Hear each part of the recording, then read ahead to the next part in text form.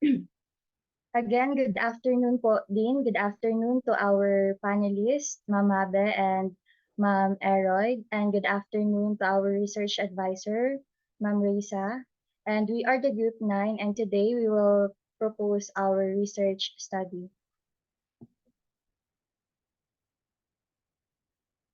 The title of our research study is Anti-Anemic Effect of Ipomaea batatas, Sweet Potato Leaves Ethanolic Extract in Haloperidol-Induced Anemia with rats.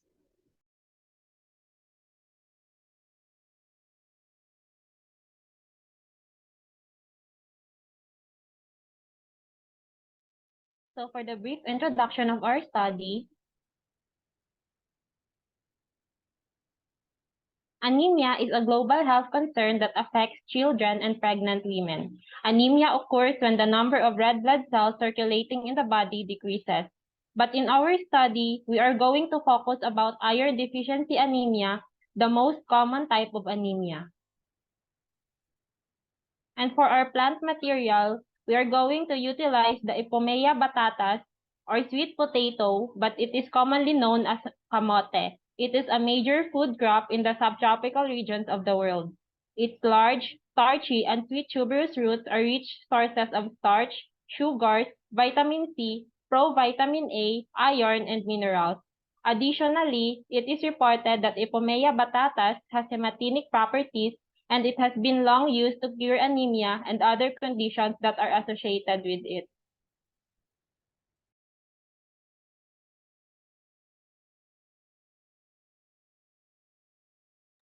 So we are now going to proceed to the statement of the problem.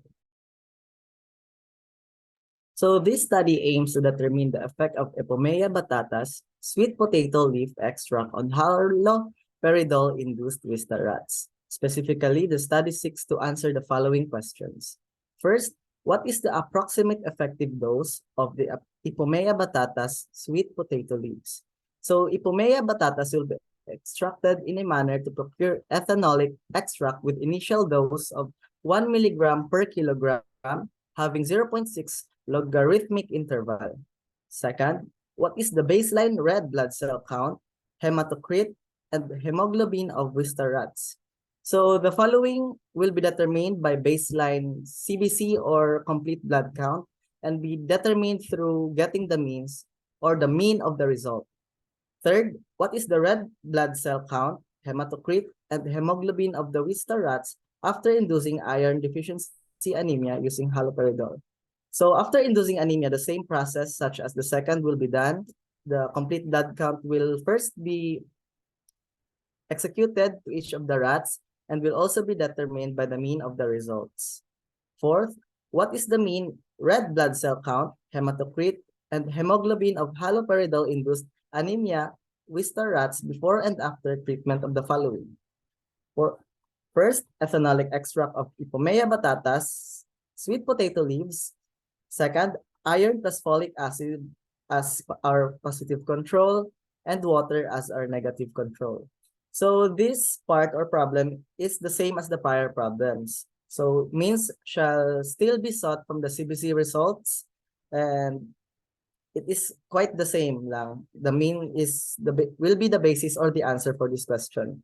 So lastly, is there a significant difference between the mean red blood cell count, hematocrit, and hemoglobin of the Vista rats treated with Ipomaea batatas L leaves ethanolic extract and the iron plus folic acid and the distilled water? So the difference between the following shall be determined by ANOVA or analysis of variance. So this statistical tool will be used to determine if there is a significant difference between the mean of the red blood cell count, hematocrit, and hemoglobin of haloperidol-induced Vista rats.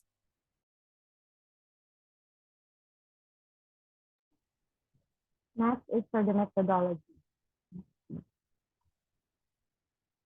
First is the preparation of plant material. First, we will seek the permission and approval from school administration, laboratory in charge, and the research and ethics community to conduct the study.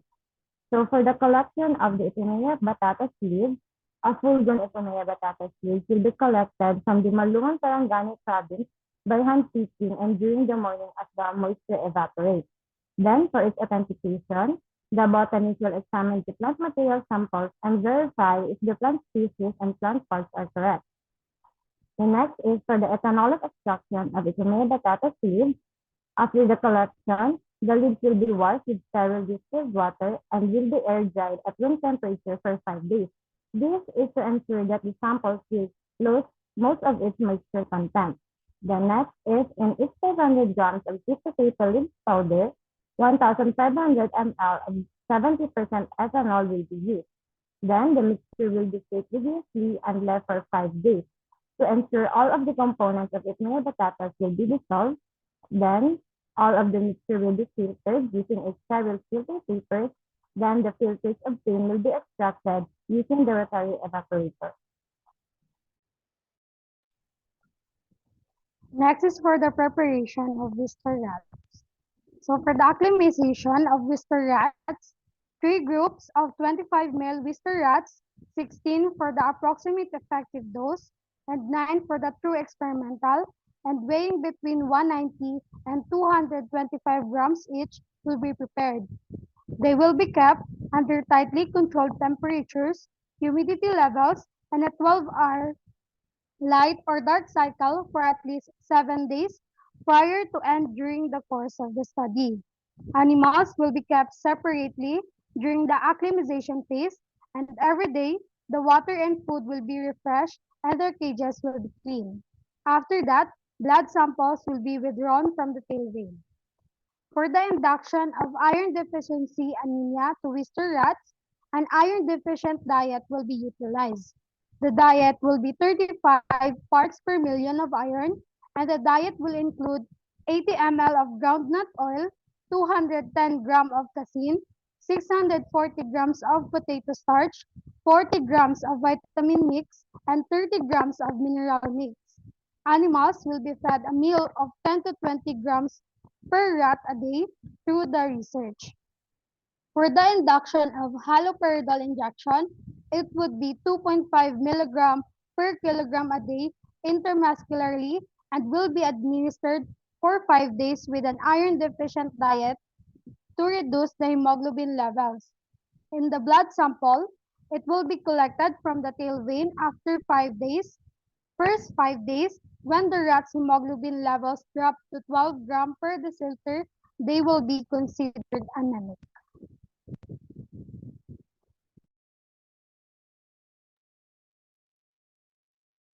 In determining the approximate effective dose, 16 rats will be used in which they will be induced with anemia through haloperidol and iron deficient diet.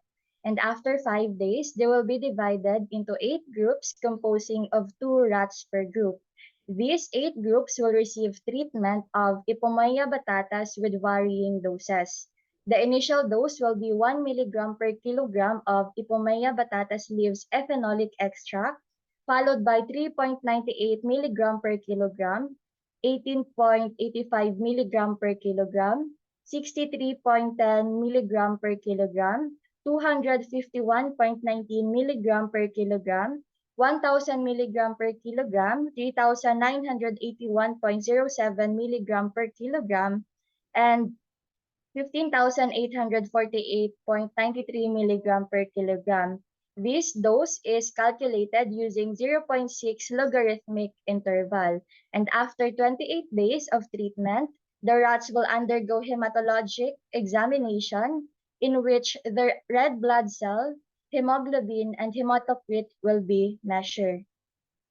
And the resulting most effective dose will be selected for the experiment in the true experimental phase. And for this process, during the true experimentation, 9 haloperidol-induced anemia rats will be used. The 9 rats will be divided randomly into 3 groups composing of 3 rats per group. The first group will receive Ipomoea batatas leaves ethanolic extract. The second group will receive folic acid plus iron supplement, and this group will serve as the positive control.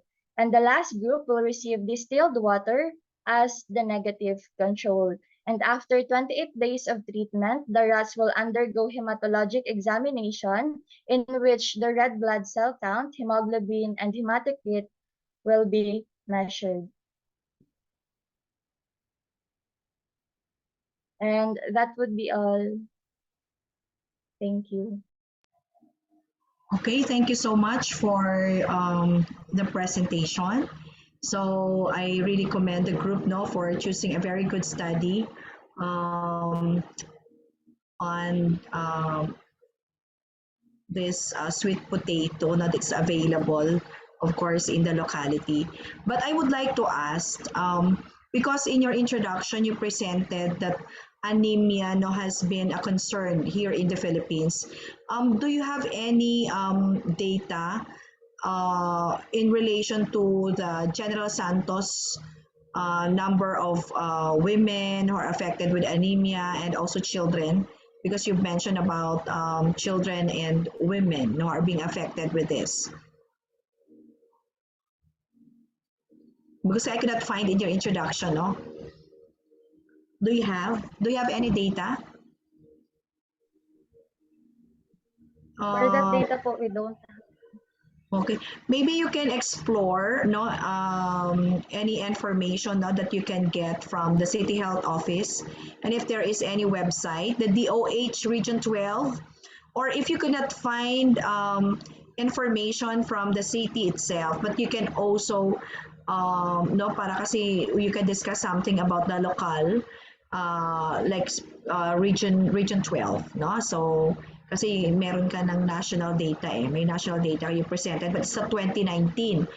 You don't have any updated data kasi 2019 pa yung binigay ninyo, so I hope 2022 na ngayon baka may mga recent data that the DOH can provide. If you cannot find it from other studies, maybe you can find it in the DOH website. Most of our students are getting a lot of information or factual information from the DOH website. May I ask you, Miss Wong, no? Can you describe to us, I know you've presented, no? What you are going to do, no? From the start of the data collection, can you describe to us the process that you are supposed to do or perform? Can you describe to us, Miss Wong? I want to hear from you. Okay po, ma'am. Specifically po, ma'am, for the plant collection po.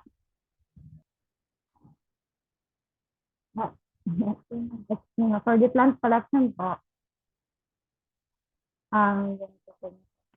you're asking po is for plant collection process. Yes, you may start from there. Okay po, ma'am. So first, ma'am, is you will collect the plant sample at the Malungon Sarangani province, especially during the morning, since the leaf is well moistured. Then after that, we will be authenticate with the botanist. Then for the ethanolic extraction naman po of the Ipomea batatas, is after the collection, we will wash it with the sterilized distilled water and we will dry it for 5 days at the room temperature. Then next is for the powder. In each 500 grams of sweet potato leaf powder, there will be 1,500 ml of 70% ethanol, and it will be mixed vigorously and left for 5 days to ensure that all of the powder will be dissolved. With the collection, Miss Wong, of the leaves, the sweet potato leaves, so what is your plan? You as the proponents will be the one to collect it, to harvest the leaves? Yes po, ma'am. Okay. Who among you here is from Malungon? LV Sampilo po, ma'am. Ha? Si LV po, ma'am. Si LV. Ako po, ma'am. I'm from Malungon po. Opo. Okay. So in your locality, LV, so there are several doon, Madami ba ang sources natin ng sweet potato doon sa area ninyo? Yes. Yes po, actually we have a land and we will planning that we will get the sample there since we have this plant po and it is very common lang po. Okay. So you have a vast siguro land diyan sa Malungo, no? So isang hasyendera sa ito si Miss Sampilo. No, because you'll be getting, 'di ba? Hindi lang kasi ito ilang dahon lang kasi extract yung kukunin ninyo. So you need talagang adequate no number of leaves no for this experiment. So madami kayong tanim doon, Miss Sampilo.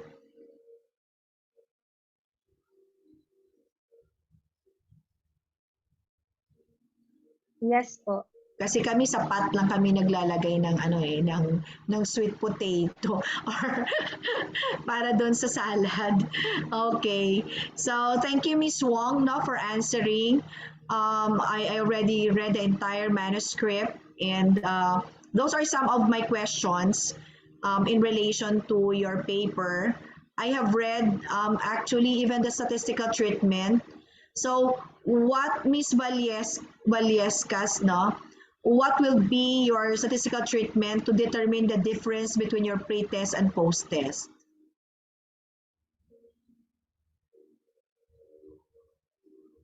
So for the statistical analysis, we will use po the ANOVA as a tool, then yung mean po.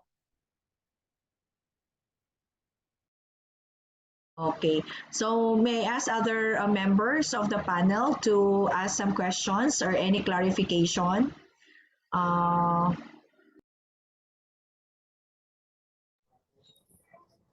Yes, Dean. Ako muna. Okay, so good afternoon, students, Dean, and the rest of the panel, Ma'am Risa and Ma'am Quinto. As I was reading your manuscript a while ago, students, I would just like to ask if it is what's the gender of your rats are you going to use? The gender of the rats that we will be using po is male rat since according to some studies, female rats might be affected if due to their hormones. So we will use the male rat. Okay, so if that would be your reason, Ms. Sampilo, no, of saying that using a female rat will might affect the result of your study, would it be better if you will emphasize in your title and the rest of the parts of the paper that you will be using the male rats? Okay tayo doon, students. Can you hear me? Okay tayo. Ma'am Risa, choppy pa ba? Choppy. Medyo hinay imuhang microphone, Ma'am Badili, kay siya masabtan. Wait. Let me call Flora. Dai. Pwede makusgan ba ang microphone? Tinugay mo nila manugan. Asa ni ka ne? Nasa sa pagkusunan nila? Kusog naman.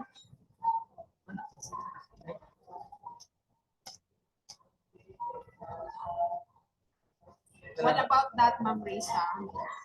Sige daw, Ma'am. Go daw, Ma'am. Okay, what about that? Okay naman sa kuha. Can you hear, Okay. Ma'am Eroy, students?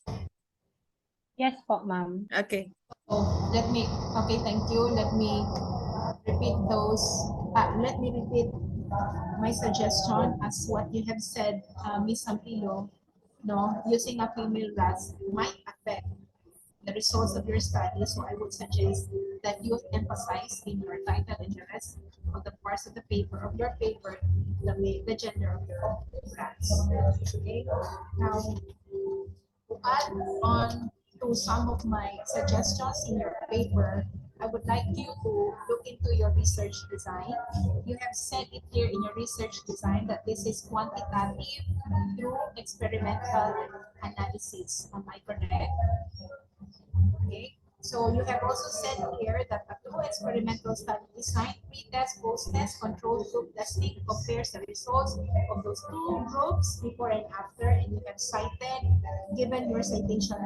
Now let me suggest to students know that you have to expound that area on a true experimental study design. So it might be you can add as to how you can start with a true experimental study design as to how you start with how did you induce anemia as described in your method, and also so starting from inducing of anemia and then giving of your treatments, no, para your reader will be guided on how did you how can you connect this experimental design specifically to your studies up to the completion of your experimental method. And you can also include like how are you going to dispose the animals? Students, how are you going to dispose the animals? Through euthanasia, Euthanasia using carbon dioxide toxification, how are you going to do that? suffocation po through carbon, Yeah, through utilizing carbon dioxide po, ma'am. how are you going to do that in the lab? How are you going to do that? I-overexpose po with carbon dioxide. What would be your sources of carbon dioxide? Inyong bukahan o bukuan, aso sa sakyanan, saan man? Where are you going to conduct this, students? Where? Yung euthanasia using carbon dioxide inhalation.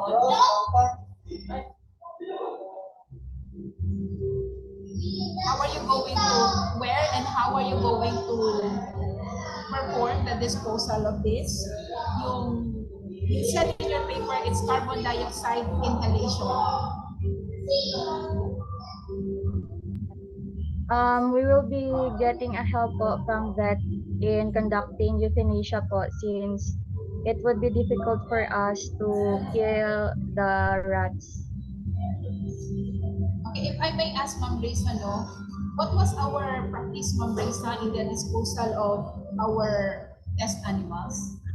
Last time, ma'am, they also asked from the veterinarian kasi yung parang may isang vet clinic here na they have the machinery to do that. Carbon dioxide inhalation. Yeah. May chamber sila, ma'am. Okay. So at least we know no, on how are you going to do that, because as far as I can remember, last time I think we have increased the dose of anesthesia. That's how we Sa last pa dyan to siya, ma'am. sa last, no? Yes So, po. kani siya, feasible siya for this batch, ma'am? Yeah, ma'am. Pero we need to coordinate with that sa vet pa. And then at the same time kasi hanggang doon lang, ma'am, walang incineration. So yun pa yung kailangan ano pa. Sure. Okay. Aside from that. Okay, sige, thank you. So going back again, students, with your research design, I just want you to expound that area of more discussions on how you will perform the true experimental study design. Okay, and then to move on with some of my suggestions, you have said here that you will be employing your rats with a diet which is iron deficient. And in your study, in your paper, you have said there that includes 35 ppm of iron, 640 milligrams of potato starch, 210 grams of casein, 80 ml of ground oil, and so on. So my question for that, are you going to buy the prepared food for your rats, or how are you going to prepare the iron deficient diet? Are you going to make that, and how? Or are you going to, is there a diet that is already prepared, just like the inhuman ba students, like the TPN, it's already prepared, no? Although we can make, no, we can make TPN based on the needs of the patient, but in this case of the rats, for their diet, how are you going to come up with an iron deficient diet? Good afternoon po, ma'am. We will going to prepare it po individually with ourselves, since as we research about this po, we don't have the prepared na diet deficient for the animal.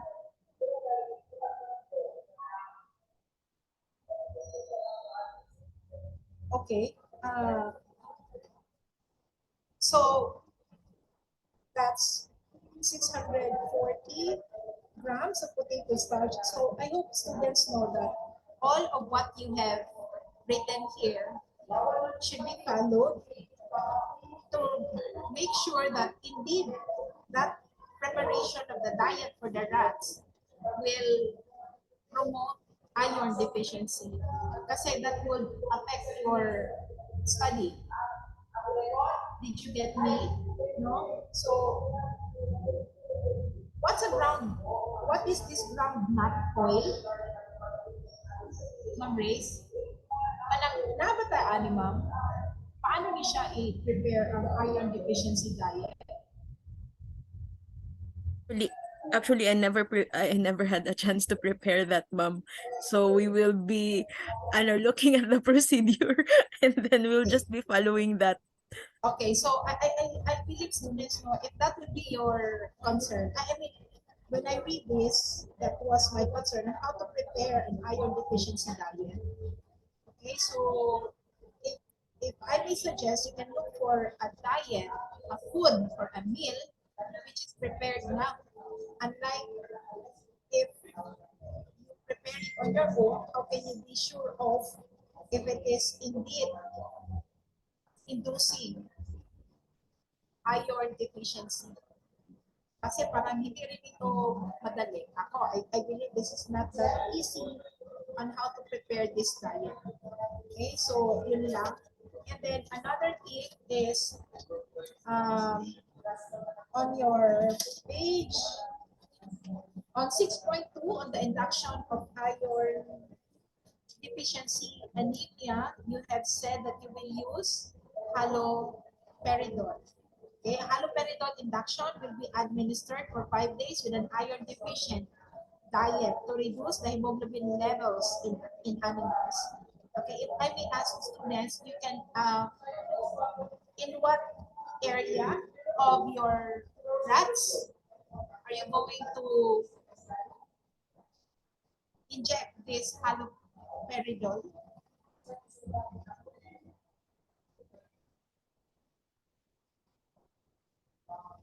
We will inject po it intramuscularly po. Intramuscularly. Okay, so if that would be your route, yan po yung daanan for your injection, can you please provide readings or citations na it's acceptable for IN? Okay, so because most of these studies that we are familiar with, usually this is intraperitoneal. So if that would be your case, can you please add in your paper kung saan, no? So you can say haloperidol injection through, halimbawa, haloperidol injection through intramuscular. That would be your way of injecting your haloperidol. And then, so after the injection of your haloperidol, No? So sabi natin, nag-inject kayo ng haloperidol, ang diet, i-manipulate nyo para magbaba ang hemoglobin ng mga rats. Diba? That was your procedure. Okay, so after injection of your haloperidol and after giving with an iron deficient diet, is there a way to assess if it is an iron deficient rats already? Yes po, ma'am. If the hemoglobin levels fall to 12 grams per deciliter po. Nakalagay po sila. So i-test nyo ulit. Mag-test kayo. So after mag-induce, so mali, ang procedure nyo, after mag-induce ng haloperidol, tapos pinakain ng diet ng iron deficient, mag-a-assess kayo, take a sample of the blood, and then check nagbaba na ang hemoglobin. Okay, so, okay, that's good, student. So, if that will be the case, you have to include that, no, in your readings, in your manuscript. So, assessing whatever you have written on the first part, yung hemoglobin, kung ano-ano yung sinulat nyo na variables that you would like to measure. Okay, else.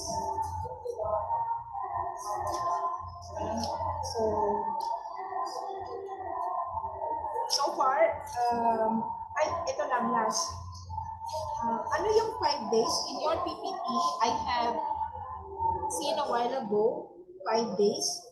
Ano yung 5 days na sinasabi ninyo sa procedure? You have said 28 days. After 28 days, you will check on the increase in hemoglobin. 28 days yon. Yung 5 days, what was that 5 days?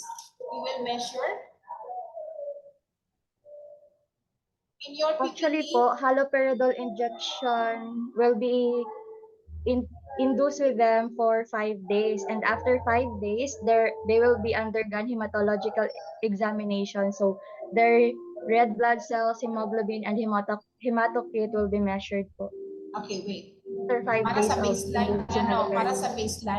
para sa baseline. Okay, wait. Mag-induce ng haloperidol. Ngayon, after 5 days, i-measure ang kanilang blood. Tama. Tapos, yung 28 days, yan na yung for the Treatment po, after treatment, like after for the yung sa AED. Yung 28 days, both for AED po and the true experimental phase. for the 28 days. Okay, so I haven't seen here, Manggod, any readings on the 5 days. Can you just please add supporting articles or readings on the method with the 5 days na time, no? Time na before you get the baseline. Idagdag nyo lang dyan sa papel. Okay, so I think that would be my suggestion, students, and I hope you have taken that for consideration para maganda yung ating. So can I now give the floor to Ma'am Quinto?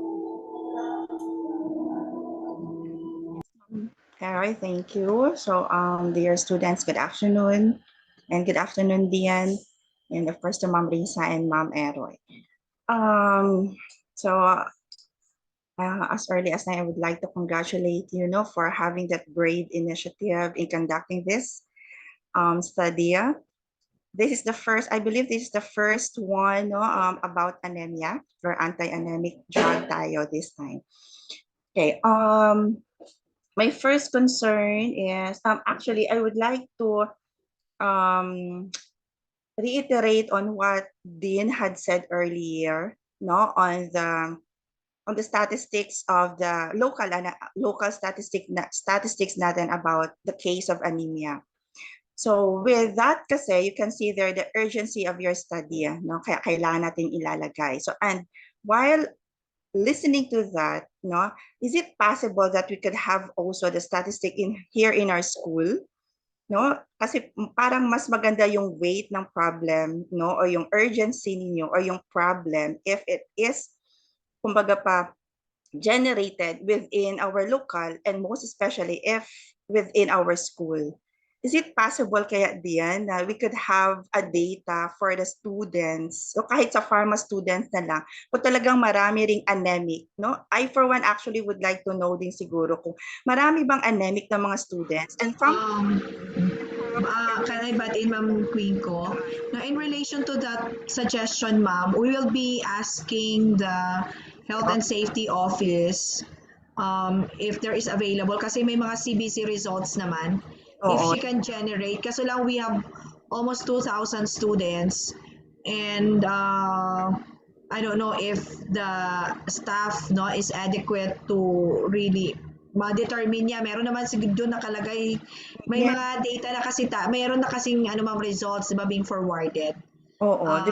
But we will check no with her. Maybe the proponents can communicate. Yes.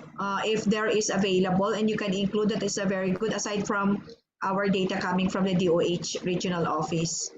Yes, kasi I'm looking into it. I for one kasi nung college talaga for entire 4 years, anemic ako the entire 4 years.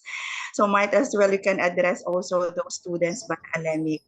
Baka malaki rin ang case. Baka malaki ang case, especially sa pharma students na mga anemic.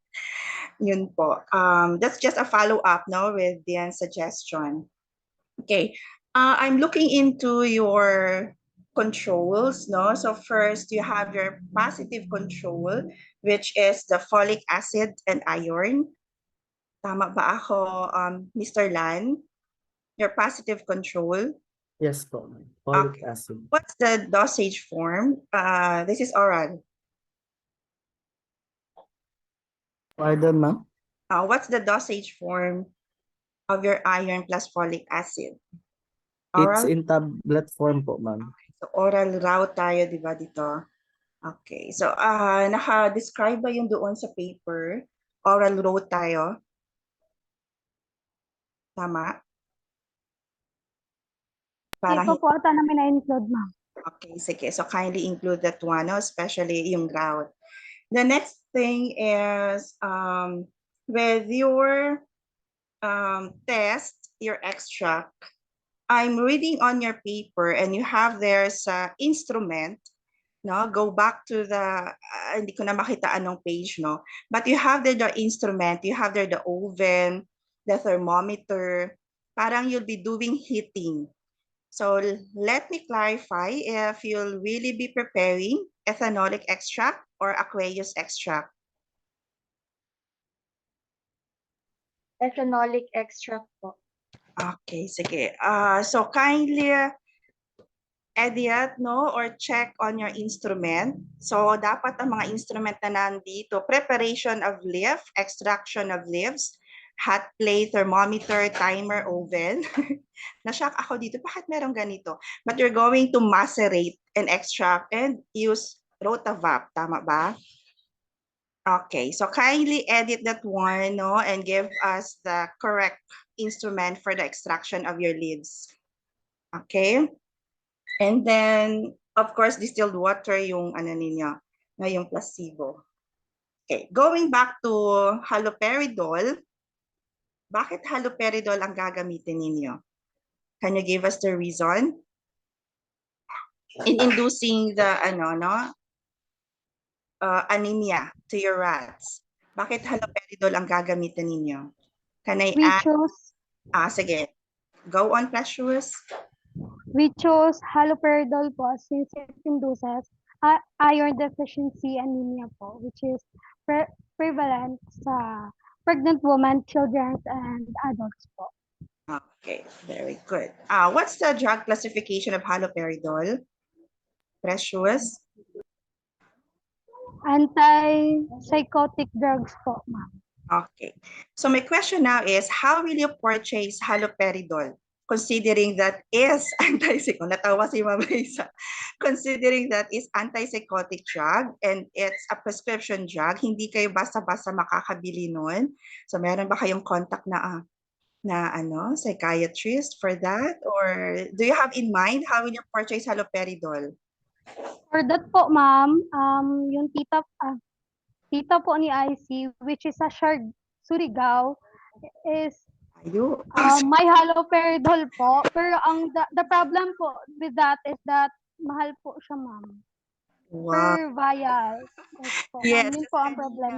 Yes, nagtanong si Ma'am Car, IM talaga yung gusto nyo. And I think mas restricted din yung pag-purchase niyan. IM ang gusto nyo. Do you have any study ba na nabasa aside from haloperidol na pwede nyong magamit? At least you have there the backup. You see there the problem in purchasing haloperidol. Do you have a backup on that? Kung hindi Ma'am, haloperidol? meron po, ma'am, haloperidol na tablet, but ang problem po is mag-take siya ng 12 weeks na mag-effect na anemic na ang rats po. Yun po ang problem namin. Pero mura po yung tablet. Nasa 17 pesos po lang. Yes, oo. So I mean, how about other drugs? Hindi mga prescription drugs. May nabasa kayo other than haloperidol? Actually, ma'am, The their phenylhydrazine. original drug, ma'am, original substance was phenylhydrazine. Okay. My problem with phenylhydrazine is ang kinokos niya was, ano nga yun? Ang klaseng anemia? Hemolytic anemia po, ma'am. Hemolytic Siya anemia. pa pwede. So Para, if that would be the case, you will go with haloperidol.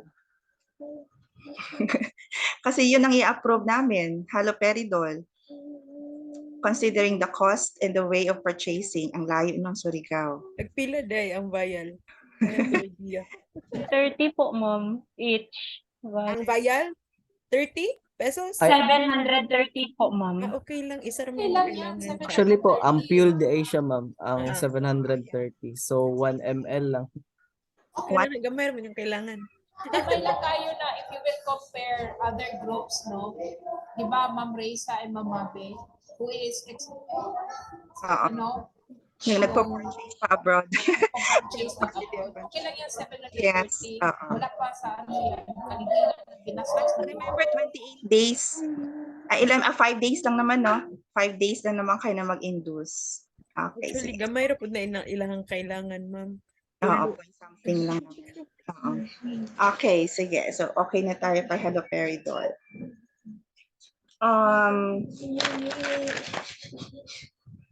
Now,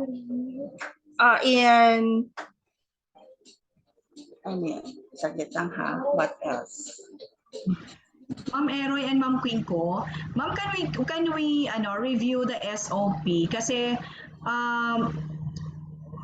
ito kasi in SOP number 4, we get the mean, and di ba there is meron kasi dito na they need to get the pre-test and post-test po, di ba? Pre-test and post-test. So, mean of the pre-test and mean of the post-test. So, parang wala dito yung is there a significant difference between the pre-test and post-test? So, di ba prior to they need to get the blood cell count, and then after there is a treatment, and then after that they will get again the RBC and hematocrit and hemoglobin count. So, sana Ma'am Reyes, basta na-miss out lang, is there a significant difference between the pre-test and post-test? Yes, I believe it has to be added in. Oo, sa SOP number 5, tapos itong isa na may kayo between that sa merong negative control, maybe SOP number 6. Tama ba, Ma'am Eroy and Ma'am Quinco? Yes, Dean. Yes. Yes, dear. Okay. Sige. So, can we add that, students? SOP number 5, is there a significant difference between the pre-test and post-test? Dito sa RBC count, hematocrit, and hemoglobin? with your Winstar Rats? Okay, so just kindly include that one na as part of our suggestion. Kasi may mean na kayo may mean kayo ng pre-test and post-test. So you need to determine the difference if there is a significant difference between the two para alam natin if really the experiment or the treatment na sinasabi natin which is your sweet potato is really effective in increasing the hemoglobin level. Kuha ninyo? Okay, sige. So, yun lang po yung suggestion. And another additional suggestion ko po. Ma'am Kinko, meron pang additional? Yes, Diane. Sorry, meron pa akong itatanong. Okay. Yung timeline natin for the pre-test and the post-test, no? So, actually clear naman yung sinabi nyo kanina for the pre-test. You're going to get the baseline of your hematocrit, hemoglobin, and the RBC. But do you have in mind the timeline, no? Kung gaano kaya katagalin yung makuha yung result? And while waiting for the result from the veterinarian, anong gagawin nyo sa mga rats ninyo? Is it continue pa rin ba yung anemic diet nila? Or kasi wala doon sa paper niyo, no, sa procedure ninyo.